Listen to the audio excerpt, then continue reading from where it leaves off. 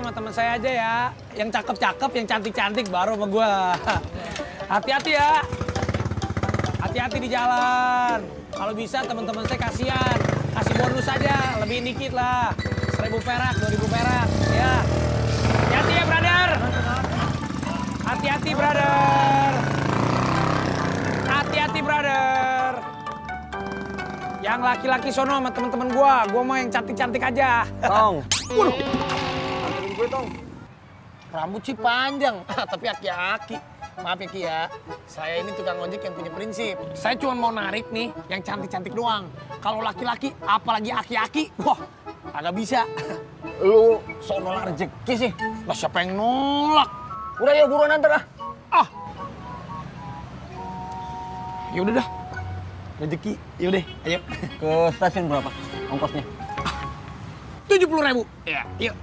Gile lu. Mahal amat. Tong, jaraknya tuh dekat. Nuh, dari sini aja kelihatan. Oh, kalau kelihatan dikata dekat. Matahari kelihatan nggak? Dekat nggak? Menjauh. Ya udah, 70.000, mau nggak? Kalau nggak mau ya udah, nggak apa-apa ya. Ah, gile lu. Ini bener-bener kebangetan ya. Kebangetan dari mana? Sama orang tua kagak ada kasihan-kasihannya. Lah kalau duit mah kagak kenal mau orang tua, orang muda, orang utan, gak ngaruh. 70.000, kalau mau enggak nih.